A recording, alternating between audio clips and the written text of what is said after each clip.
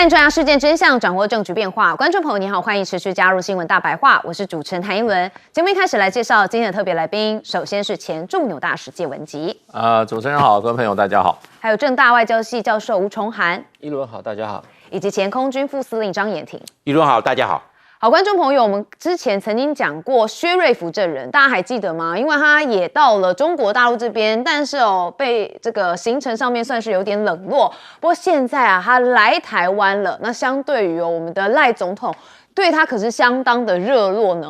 总统接见薛瑞福也谈到了积极建构无人机攻防体系。好，我们看到了薛瑞福现在是华府智库印太安全研究所的主席。好，那我们赖总统就说啊，面对中国日益频繁的这个胁迫侵扰，期盼台美国防合作从军事采购进一步的迈向共同研发，好，共同生产，那携手维护的是印太区域的和平稳定。好，但我们要看到中国科技企业现在集体拒绝见面。美国的反华机构就抱怨说，好像被中方冷落了。这是美国的美中经济跟安全审查委员会的代表团最近结束了为期多日的访华行程。那这个是由主席薛瑞福跟副主席麦克奎肯亲自带队的一个跨党派代表。好，所以呢，就是 USCC 代表团在访华期间提出了一份参观名单，他们其实就有点名想要进入像华为、腾讯、阿里巴巴、百度还有 DeepSeek 等多家中国大陆国内的顶尖科技企业内部来进行实地考察。那5家企业全部都婉拒。好，所以我们之前有曾经提过一些的部分，那今天比较揭露，又跟台湾他来到台湾之后来做一个对比。那他去中国大陆是被冷落的，但是在台湾是我们的总统跟他见面。好，那我们看到中国的海警四船分2路来闯金门限制水域，海巡署也有动作了。好，这是在29号下午海巡署侦获了4艘中国海警船在金门南方水域外面集结。好，随后分成了2组航入了限制水域，海巡是立即调派了巡防艇，采取1对1的并航监控，那也以中英文的广播要求转向。那4艘海警船最终是在下午5点3分驶离。那目前看起来，这个扰台的挑衅是不是升级呢？因为根据30号清晨6时的数据显示，中共出动的是12架次的共机、7艘的共舰跟1艘的公务船，在台湾周边的海空域袭扰。好，其中可以看到共军扰台路线分成3路，这挑衅的意味相当的浓厚。那福建舰的弹射空警600也相当的引大家关注，因为现在有画面曝光。好，我们看到这个是7月30号央视播出的中共解放军制胜主题的片。好，我们首次公开了中国大陆首艘电磁弹射型的航舰福建舰。好，它成功弹射的就是空警600。好，那舰载固定翼跟这个舰载预警机的试飞画面，还有相关的细节。好，那影片中就透露说，试飞员有人在试飞当中身亡，就是有战友牺牲。所以现在就是中国大陆第一次公开空警600，引发了大家关注。那这个战事调度紧绷，加上升级计划的延宕，现在有美军是考虑要从飞机的坟场来起风旧的 B-52来应急。好，美国的空军负责轰炸机采购的业务他这个上校就透露说，其实我们确实有能力，也已经在评估从亚利桑那州重新带回 B-52的可行性。好， B-52H 延寿工程其实面临了进度落后，还有成本超支，所以最近遭遇了蛮大的一个挫折。那6月15号有一架隶属于该计划的测试机起飞之后，不久大家记得吗？就坠落了嘛，导致机上的8名机组人员全数罹难。那上头还有工程师这一场的这个意外蛮引起大家关注的。所以现在这样的升级计划到底能不能更有效，或者是更加安全也是蛮多人关心的。好，那当我们要看到中俄还包围了日本，是不是一个常态化呢？因为最新是说在第一岛链好像当自家后院。中俄的舰队又再出现来绕日本的列岛。好，我们看到这个图就是这样子下来之后，又往这个日本列岛上面走。好，所以这样子的途径，大家就说哇，这感觉好像中俄把日本的这个海域当成自家的后院。那这个是4艘的中俄舰艇编队，他们最近再次完成了围绕日本列岛的航行，那展现的就是两国海军嘛 match 在第一岛链啊，还有日本远洋的部分来进行协同能力。好，那中俄这次的行动从宫古海峡进，从宗谷海峡出，所以显示已经能熟练的利用日本各主要的国际海峡，在第一岛链内外自由机动的能力。好，那美国智库现在则是警告说这个中俄伊朗抱团围攻美国。好，那台海如果开战的话，恐怕会让华府陷入多重战争。好，目前看到就是中俄、伊朗、北韩，虽然没有缔结一个正式的军事同盟，但是像是军事、经济、科技、网络领域上面都形成了一个侵略者的轴心。好，美国智库是认为中国好像还透过了这个购买俄罗斯跟伊朗能源，提供科技跟市场，成为支撑整个轴心的一个关键力量。所以智库上就警告说无论是台海爆发了危机，或是俄罗斯跟北约成员国发生冲突，都可能会伴随的就是北韩或是伊朗发动多重战争的敌对行动。好，届时美国将同时面临多重危机。好，这件事情也不是第一次我们曾经就讲过嘛，目前这个美国在伊朗的战争还没有停止，然后弹药似乎也不够，那这就会形成这个第一岛链的中空嘛。如果这时候有一些台海的战事爆发，恐怕美国是自顾不暇。我们曾经就讲过这样论点，但美国智库还要再重新讲一次。好，我们看到薛瑞福，那当然今天跟我们的赖总统见面，谈到了无人机，但是他才刚去完中国大陆，当时是被冷落了。那当然一相比之下，大家就会做讨论嘛。我们先问介大使怎么看？对，其实这个美中经济安全审查委员会它是一个任务编组它不是一个体制内的一个，它就是而且是依附在美国国会里面。那当时的时代背景是美国，因为它常常要研讨，就是说给中国大陆的贸易地位，是不是给予最惠国的地位或者这些的时候，常常结果那个时候美国的国会就通过一个决议设立这个委员会。那么就是每年写一篇报告，这样子，这么舒服写一篇报告就好。对，那基本上是个闲单位那就是可以安插一些过气的政客或者安插一些就是说没有什么重要工作的人在里面每年就写那一篇报告。那重要性不会像有些媒体把它讲的那么大。那不过。在台湾常常引用他的这个报告，因为他对中国大陆基本上是采取一个鹰派的作风，那所以台湾很有名。可是出了台湾以后，连美国你去华府说这个单位，很多人也没听过，很多人没。那美国国会设置这样的机构相当的多，它算是一个不能算是体制内的常设的机构。也不是在体制内的，所以就是说，他很可能随时也会被裁掉。还认为他没有功能了，或者说国会说没钱了，那就把这个就裁掉了所以不是什么美国的正式的机关这个是大家弄清楚。然后他事实上的话，现在的这个负责人是薛瑞福嘛？薛瑞福事实上他在美国。在小布希的时候他曾经做过这个美国国务院的东亚事务的副驻青，那也就是说象征好像我们外交部的亚太司司长，大概司长级的。那他那个时候说实来，他没有什么显赫的经历他原来也不就是美国海军的情报官什么这样，他做那个职位是也很年轻，最主要他有一个好老板，叫这个 Armitage。Armitage 是美国在这个有关亚洲事务里面，他是比较资深的，他也做过美国副国务卿，最高做过副国务卿，他去年已经去世了。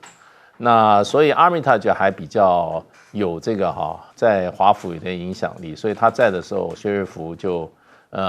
可以找到1、2个位置做。那你要说现在的话，那美国的这个有关外交事务，尤其涉台涉中国大陆的话，那决策者是川普对，那他这个机构不要已经排名排到多远了？他连我看连见到川普的这个重要幕僚，他的机会都很少了啊。美国这个华府是一朝天子一朝臣啊，谁在圈子以内，谁在圈子以外，这很清楚。当然，他在过去跟台湾的关系保持很密切，因为他一直在 Armitage 的有一个智库叫2049，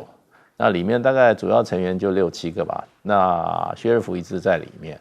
所以他这次又找到一个机会，就在国会搞到这个职务哈。那他在我刚刚讲这个机构就是这样子一个属性啊。那在台湾，他当然会被捧得很高。可是从大陆来讲的话，他是没有什么价值的，而且他也不是友善的。所以在大陆的话，他有一点点高估自己的地位了，要去建这个公司，要去建那个公司，人家根本就不愿意排他，因为在大陆的话。国家元首一年都就几十个人了，怎么会轮得到他呢？那他还会发出怨言呢？我觉得他的怨言大概也没有什么人听到。然后呢，他会对美国的对中国政策川普的对中政策有什么影响的话，我只能说微乎其微啊。就是因为没有影响，所以才吃闭门羹，对不对？不然有影响，当然会这个大力欢迎嘛，好，那当然我们也看到一些台海的局势，我们也问将军。那个我们这个无人机现在比较置重点在城镇作战，这个自杀式的无人机，我这个重点是，我认为这个要从一个长远的战略来考量，应该把无人机分为3个。以前我们的作战是以制空、制海、反登陆，现在但是有无人机之后完全不一样，要有滨海作战的无人机，然后近岸跟反登陆作战的无人机。最后面一层的时候，才是城镇作战的无人机。我们置重点在城镇作战，这是错误的。对，应该要前面先守才对啊。对，应该在前面，你要把整个的战略纵深往前推，增加台湾的防卫安全。结果我们说到搞城镇作战的无人机自杀，我们没有这个纵深了。对，就变成这样子，完全是退缩的部署，这样就错误了。因为这样子，每一架自杀的无人机都会在台湾的城市爆炸，都会炸死我们的老百姓，因为我们没有老百姓没地方跑。我们没有陆地的，我们有交通线，你只有在海岛，因为四面环海，难民没地方去。那你这样的话，所有的无人机爆炸都在台湾爆炸，这是不对的。要在滨海作战的无人机，还有近岸跟反登陆无人机，最后才是城镇作战的无人机。要这样子有这个次第优先优序，要把它定出来。你这样子来做，可能是5-3-2。你按照这种经费的配比，50%、30%，城镇作战20%，但是我们现在放城镇作战几乎放在100%，那你这80%浪费了，你这个整个战略规划是错误的，要有10年建军构想跟5年兵力整建计划，你要按照打桩编训的思维来规划才可以，你不是这糊弄规划，然后就买了那个很便宜的。这个城镇作战的无人机，然后量非常的多，就要搞城镇作战，那你这样的话会造成自己军人跟老百姓大量的死伤，那反而是炸到自己人，反而是自伤自残，你会这样子，会造成战略这个部署极大的战略错误，这就不妙了，大事不妙了。那另外我们来看美国的目前的状况，美国目前呢面临了多重战场啊。包含乌克兰战争，包含伊朗战争，但是伊朗战争打得并不好。从今年的2月28号打到现在已经7月底了，已经打了5个月了。那到现在为止还没有让伊朗屈服。那美国在这一方面呢，它有3个战略上的僵局。第一个，美国的弹药跟武器根本不够，所以根本没办法发扬大量的火力来制压伊朗，让伊朗整个变成。面对这个美国排山倒海的这种武力，让伊朗屈服，美国没有，他自己不够，都还从其他的国家来调拨，那他这样的准备不够，逐次投入是兵家大忌。第二个呢，美国在兵力调度上也产生了一个问题，你看他的这个福特号的航空母舰竟然在海上执勤300多天，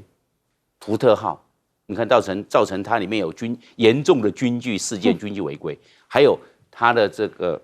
林肯号的航空母舰也执勤200多天，它兵力调度弹性有问题。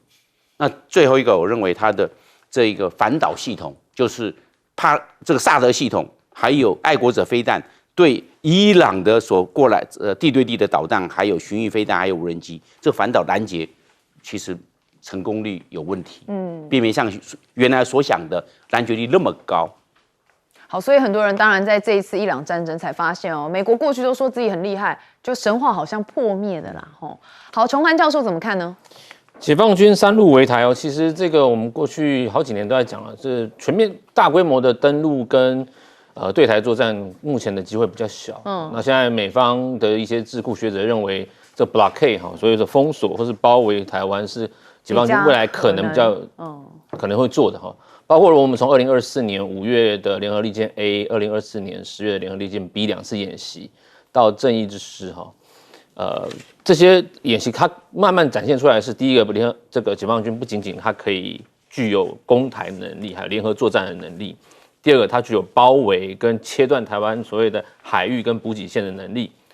好，那到正义之师的这个演习的时候，它是什么？它告诉大家说，我不但能包围台湾，它还可以什么？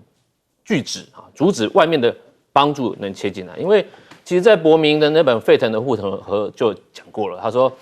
要美日还有澳洲要帮忙台湾在被包围的时候要有突破的能力嘛。那现在解放军就告诉大家说，我们会有办法让你想要突破的时候面对危机。所以伯明的那本沸腾的护城河感觉起来是比较运用一种所谓以实力换取和平。用所谓西方的这个联合的方法来保护台湾，避免被攻击。但是最近有一本书也觉得蛮特别，它跟伯明的观点不太一样是挪威学者文安利在今年出的叫《大战将至》他认为他是一个挪威历史学者，他现在在耶鲁大学教历史他在全书里面他认为说，目前整个世界的情况，还有台海、亚洲的情况，很像在1914年的时候。他说我们不断的步向了1914年的时刻，那所以1914年是一战爆发前那个时刻，在欧陆的时候充满了什么？第一个，大国竞争角力，彼此猜忌，跟彼此有所谓联盟的帮助你说那时候的德皇支持了奥匈帝国，然后对到俄国他支持塞尔维亚，对不对？后来是因为奥匈帝国的王储斐迪南在被暗杀了之后，让德皇时可忍，时不可忍，对不对？然后呢，就把大家全部拖进去了那时候英国要打不打的那个暧昧，跟现在美国又很像，所以呢，这个文安利说，你看现在整个世界的情况又有结盟你看，如果说我们中俄伊朗抱团取暖，那很像1914年那个情况。好，那在1914年还有什么？除了强权的竞逐失控之外，民族主义的抬头。现在是不是大家在炒民族主义？两边呢，台海两边都在炒民族主义啊，对岸也有民族主义，台湾也有民族主义，对不对？美国现在也有所谓民族主义，那这个时候是不是跟我们的一战爆发前很像呢？文安利告诉了大家，的确是很像。那怎么样能避免类似一次大战的爆发？就必须要用外交跟折冲的方式，不要一昧的陷入到什么以实力换取和平啊，什么备战就是避战。他觉得这些都是过去的历史告诉我们，领导人要放聪明，但有时候领导人头脑怪怪的就把大家拖下战争了。对啊，好，我们不讲别人，我们就讲川普。那他也是在打战之后，开始要做一些谈判。对，但是不要抖嘛，来不及了。对啊，而且人家伊朗是越打越厉害。好，我们休息一下，马上回来。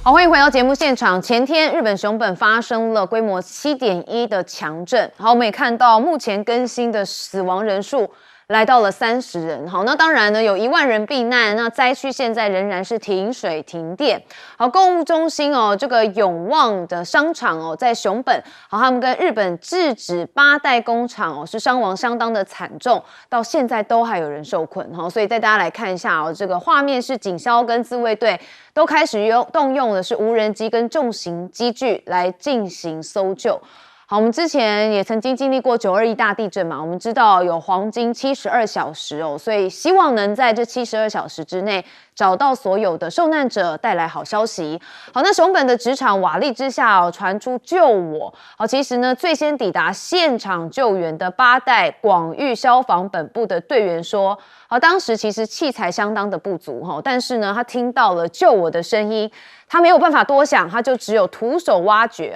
但愿能够多救出一条生命是一条。他们最后挖出了2名的受困者。好，熊本的这个永旺商场其实它在地震有相关的一些状况之后最严重的就是后来它发生了爆炸事件那他们后来有人说妻子失联了，那丈夫带着孩子苦守现场，就说只想离他近一点。那听起来感觉是他认为妻子的状况是不太妙的。那高市早苗其实在这次的应对上面蛮让很多民众难过的主要就是因为他的很多举动好像不太优。我们先看到这个画面其实呢，这是他在29号早上他进行了采访的记者会。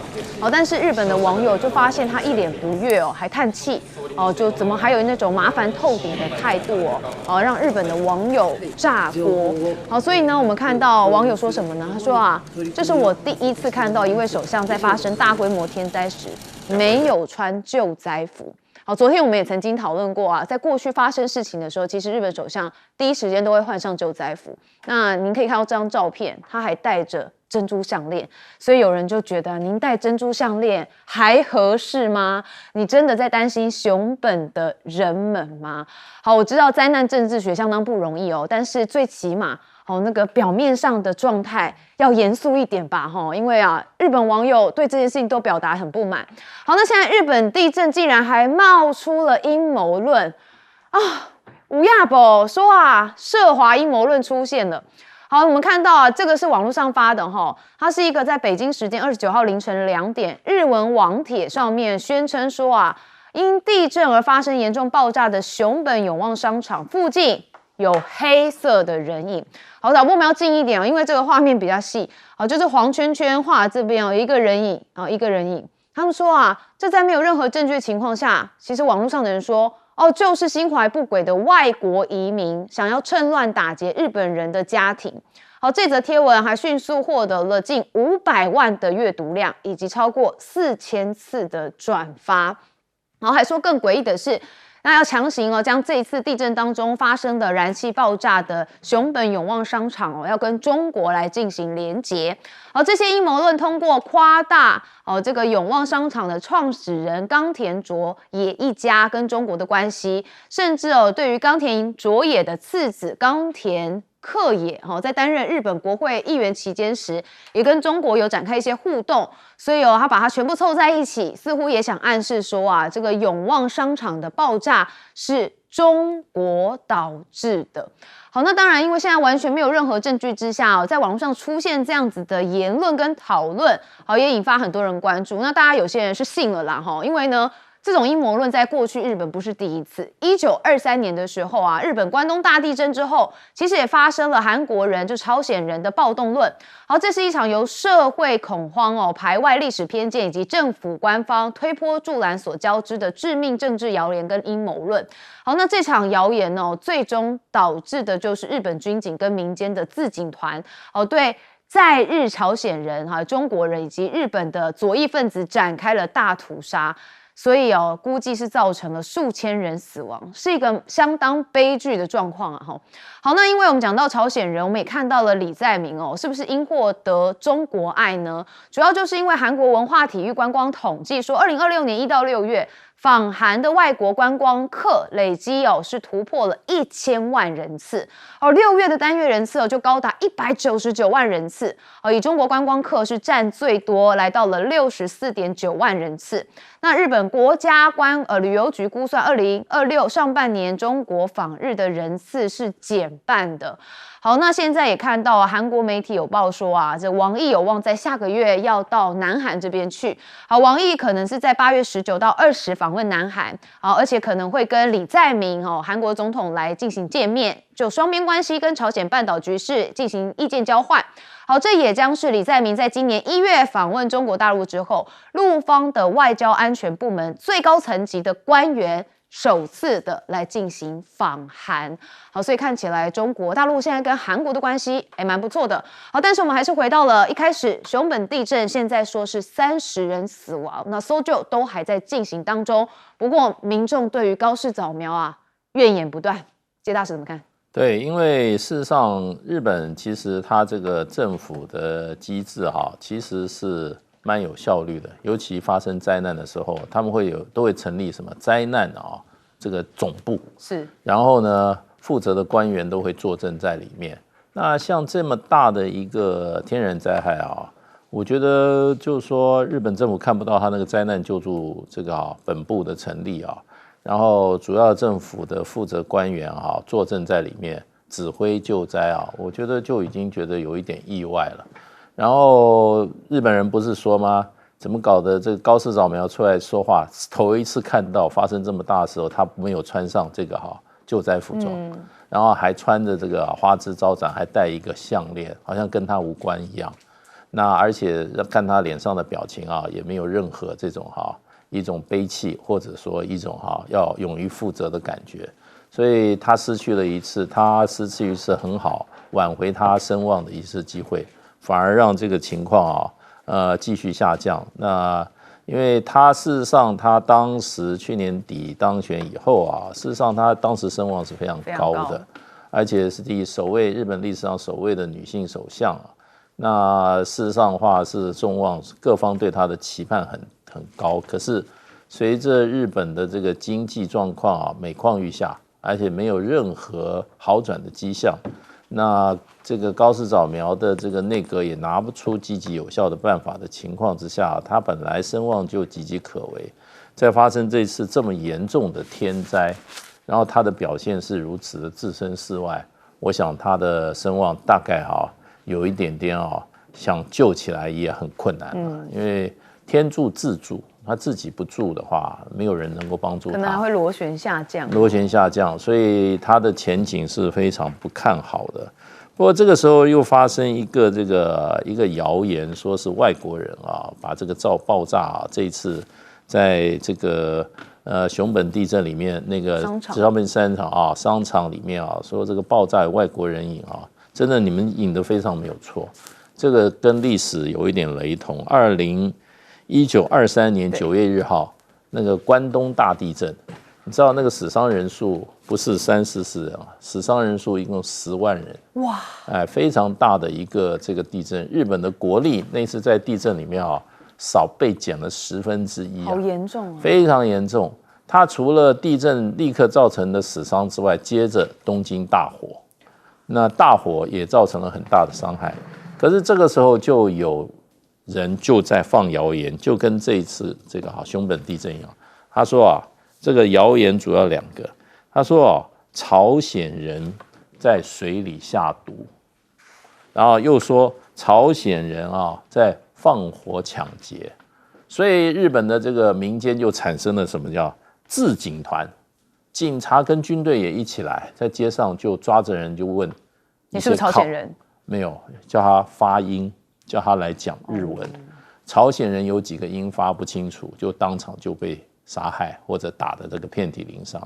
这个死伤有人估计到6000人。所以当时你看这个有灾难的时候不检讨，然后先把这些朝鲜人，当时还有很多中国人也受牵连，甚至有一些日本的侠彝族也受牵连，因为他的日语不够标准，就被抓起来就痛打，甚至当场杀害。所以这个就想起来日本这个民主性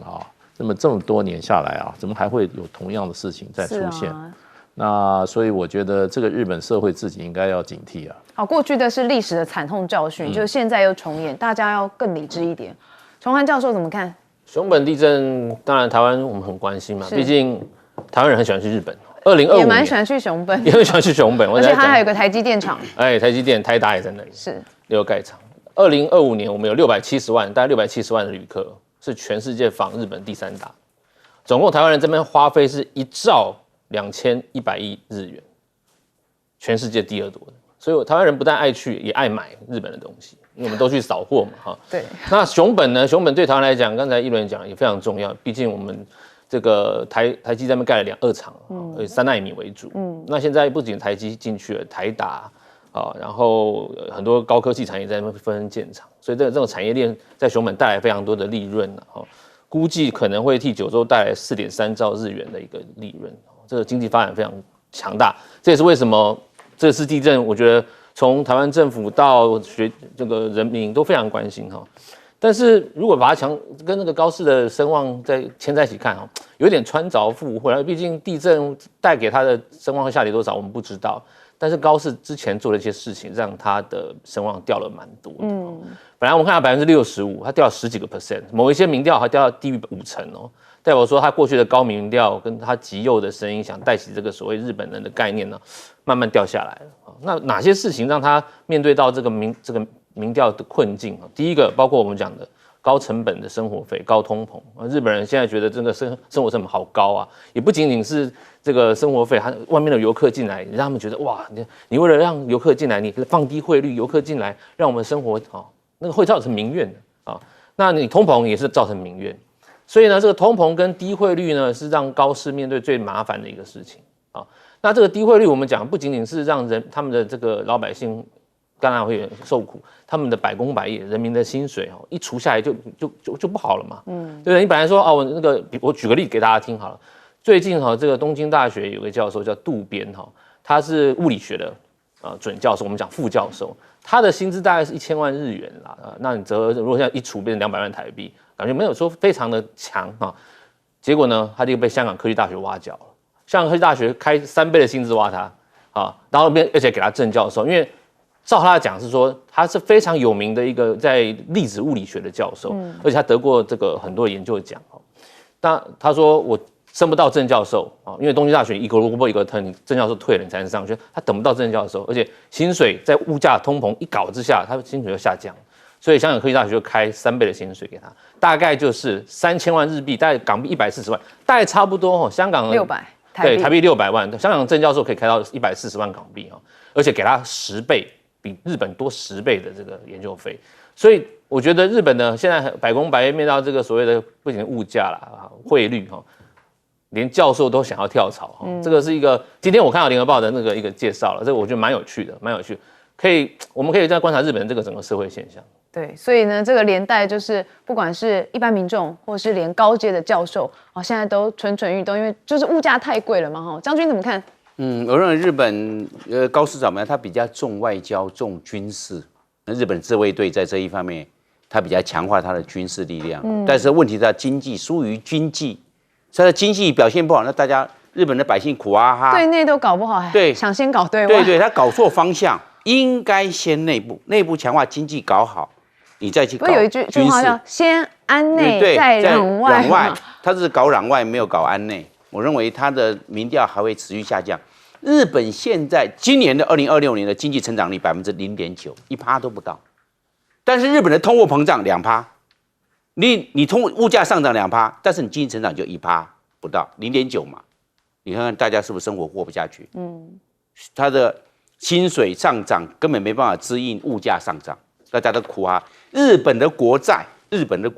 是它 GDP 的260%。是全世界最高，国债最高。大家想到美国国债很高啦，美国国债39兆美元了啦，美国国债也只不过占它的100%，我们讲的占了120%，差不多，就日本的一半，日本是250%。用比例来看，那比例嘛，因为美国的体量大嘛，它的可以举债的空间多嘛。那日本呢？日本比较小，然后经济成长率也不好，国债是全世界最高260%。然后它的殖利率30年期的国债殖利率4%，你看看，所以日本的中央政府总预算25%通通去付利息，你国债很高啊，你比如说你编了4兆我们比一下4兆日元的中央政府总预算，你1兆先去付利息，你只能花3兆，所以你看日本穷不穷？穷了。你看日本，所以现在今天的日币去换美元163块半。换1块美元，你看贬成这个样，有史以来最低。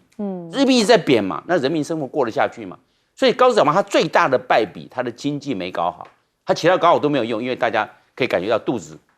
肚子吃不饱，空空的。对，空空的，那当然你这个民调一直在溜滑梯啊，继续下去。好，我们休息一下，马上回来。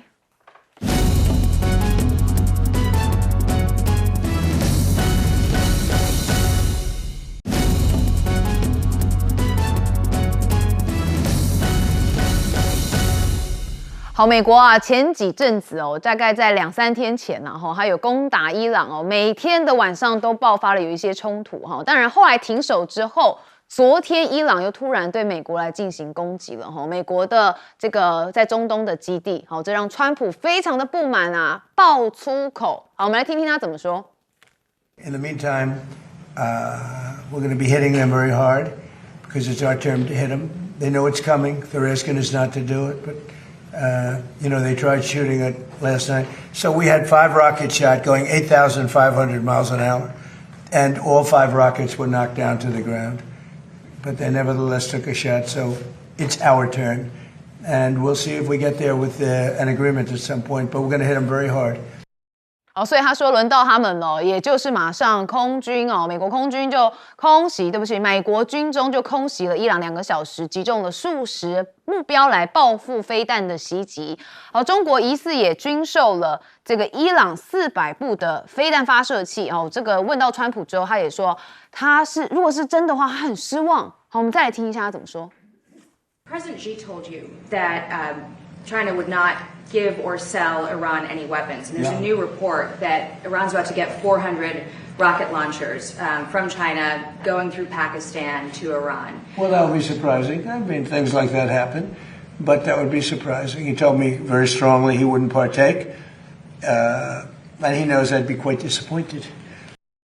好，那不止中国，现在说俄罗斯好像也提供了美军基地情报来帮助伊朗攻击。好，但是川普说他不认为普京会让他失望。好，所以现在川普自欺欺人，是不愿意面对现实吗？好，但我们也看到啊，美军好像兵荒马乱，尤其大兵哦录影反驻伊朗打击吗？美军以 Meta 智慧眼镜拍摄在约旦基地遭到伊朗的攻击。好，你可以看到画面也曝光，这个是撤往掩体池的过程。那中途就拍到电视啊、布告栏还有其他人员的脸部。消息人士就告诉路特哦，频遭伊朗攻击的约旦美军基地，这几天内可能会没收官兵的手机。好，那中国的防空系统是不是守到美军的门口呢？我们看到中国制造的 FK2000弹炮合一的近程防空系统，最近哦被说这个部署到了巴林，好，位置哦是靠近美国海军第5舰队的司令部。然后根据军事观察报道说啊，这批系统可能是由阿联酋紧急调拨，用于强化巴林境内的美军设施周边的反无人机能力。好，可以看到啊，相关的部分也是蛮紧绷的。好，那美中现在是不是也是军力较量呢？我们先看到这个是中国可跟伊朗哦无需集成美国的海军航空母舰，因为只需要点燃即可哦。这报道是说中国其实用更广泛的反介入区域拒止的战力哦，在使得航空母舰失去了作战能力，会离战场更远。那减少出动的架次，而且延缓干预，就能在冲突的决定性阶段暂时削弱了美军力量。好，那确实美军现在面临了蛮多问题哦，像他们的海军有一艘未完工的航空母舰，占据了下一艘航空母舰所需的空间。好，所以导致下一艘的航空母舰交付的时间一下就延后了2年。好，那航母是由巨大的这个预装配备的这个零件组成，好，这些零件呢必须按照的顺序来运抵，但是大型而且重要的设备供应延迟就会扰乱船体的结构建造，那这些就会让工人们无法按预定的顺序来完成任务，所以一延就是2年的时间。好，那当然这些东西可以延哦，但是你美国又那么爱打仗的话，那有办法延吗？好，我们看到了现在川普啊，觉得好生气哦，对中国不满，对俄罗斯嘛不满。好，我们先问将军怎么看？我认为这次美伊战争呢，有3个美军在这一方面的考量啊，是属于战略错误。第一个，报复不对等，美国去打伊朗，伊朗的战损是有限的，因为伊朗呢它都是廉价的装备，一般的这些军事设施或者是一般的基阵地，但是伊朗去报复打到美军住在中东地区都是高价装备，不管是这个这个弹药库、停机棚、机库，还有后勤中心，都是算高价的了。因为美军的东西都不便宜，贵。那这样的话玩下去的话，那美国 all in， 伊朗也 all in， 但是美国吃亏大，你就知道了。因为美军在这一方面，他所负责的代价就高了，成本也就大了。那玩下去的话，对美军来看是不利的。对伊朗，反正我就是这样啊。我经过美国对伊朗的40年的经济制裁跟武器禁运，我就是这样。但是要玩下去，因为伊朗的这个战力保存、战力防护、地下化、分区屯除，还有伪装、欺敌这方面的措施，伊朗做的还不错。所以伊朗的战损相对是有限，但是美军的战损就大了。美军只要一拦截伊朗过来的这地对地的导弹，那一拦截失败，受到了重创，那美军的战损这个价格就高了，都是高价，它代价比较大，对，比较大嘛。那你这样的话，那美军是比较吃亏。表面上是美军赢，但是其实美军是吃亏的。那美军在这一方面，我认为他考量的并没有很好。第二个，我认为80为什么要对调拨中国大陆 FK2000，就是近中程的防空飞弹，因为美军不够了，你要想办法自己从其他地方。那现在那80向哪边去买？美国不能，美国自己要用啊。那像俄罗斯不可能啊，俄罗斯在打乌克兰战争啊，那想到中国大陆去了，那赶快去，你80你自己考量自己。其实美国自己他顾自己，就想到80你要顾你自己啊，80，因为美国的第5舰队在80，那美国他管他自己，但80你要管好你自己。那80既然拿不到美军的这方面的武器，他想从第三方来获得这一个 FK2000的这个近中程的防空飞弹，而且这个防空飞弹呢有三个特性。第一个，它是车载，它机动的，它不是固定阵地，它是开着车跑来跑去，这个假阵地、乙阵地、预备阵地、机动阵地、野战阵地到处跑。第二个，它布放很快，它跑到那个地方之后，很快就布放完成待命，准备可以实施接战准备了。那第三个呢，它这部 FK2000啊，它的价格又比一般的在市面上便宜，所以80只要拿到，很容易来收使用。最后一个我们来看呢，就是这个美国的这个战力没到位啊，没有一次战力到位啊，会感觉到美国高估了自己，所以战力并没有一步到位，但是却低估了伊朗。你高估了自己，低估了伊朗，你这一来一往，这一差，会造成美国战略误判，所以打那么久，美军并没有占到很大的便宜。好，那当然，因为刚刚我们不是有讲到说，川普对于说，如果中国真的有来售伊朗400部的飞弹发射器，他会觉得很失望但其实我们也看到中方的反应是说啊，其实这个是跟事实不符的来做一个补充。好，介大使怎么看？对，现在川普并没有说这件事情他获得证实嘛，他说如果有的话，他会觉得怎么讲？很失望，很失望哈，他也没有讲重话。我觉得他在这一场战争里面，他的真正很个梦魇就是中国大陆跟这个俄罗斯大批的军事这些支援伊朗，那这个如果发生的话，美国这场战争会更怎么样，败得更惨，就外交也全败了。那要换了别的国家的话，换了别的战场的话，那如果说是今天是这个俄罗斯跟别人打仗的话，那西方国家全部都会投入去加入打俄罗斯的这一方。那所以西方人会觉得这种他们是小人之心度君子之腹啊，所以他就觉得这种时候怎么会俄罗斯跟中国不趁机出手嘛，对不对？那反手为攻啊。可是我觉得，就不管是俄罗斯还是这个中国大陆，我觉得他们有更深层的策略啊，对，甚至也许这种战争，你把它这个让它怎么样，能够这样延长下去，从战略上对俄罗斯跟中国大陆来讲的话，那可能战略的利益可能会更大，所以这个就是说，完全是看战略的思考啊，那。我想，如果有必要的话，俄罗斯、中国大陆也毫不犹豫会给予伊朗支持。那另外一方面，也就是说，伊朗光靠自己的力量就能打成这样的，还需要别人大力支持吗？你美国有什么办法？那比较对伊朗的很重要的资源的话，应该就是卫星导航。对，所以外面参就是说，伊朗在用这个中国大陆的这个北斗系统啊。对，我觉得这个可能性还比较大，因为这个在战场上帮助很大，而且伊朗现在这些超高音速导弹越打越勇啊，而且也没有说像美国人讲的说好像都被打尽了，都没有了，弹尽援绝，所以伊朗并没有一种败势，也不太需要去给他太多的支持。另外就是说，巴林买的这个中国大陆这个 FK2000啊 ，FK 意思就是其实它就是中文的叫防空哦，防就是 FK 就是空2000。这一款这个近空的这个防空武力啊，事实上它是有炮有导弹，它是有这个2管这个2挺6管30厘米的机炮6管的，另外还有12枚的对空导弹，那它最远的防卫距离大概可以到25公里。那它事实上的话，在2021年才正式在珠海航展里面亮相然后就开始有人买了。那在实战的战场上，就在苏丹的内战上，苏丹的军队曾用它打下4架这个土耳其的无人机，那也打下过1架F76的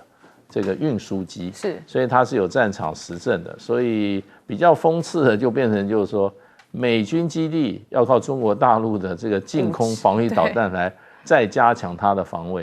那是不是证明美国的防空武力有漏洞出现？所以这个是大家觉得蛮讽刺的一件事情，蛮辣擦的啦。好，我们最后请崇涵教授帮我们分析。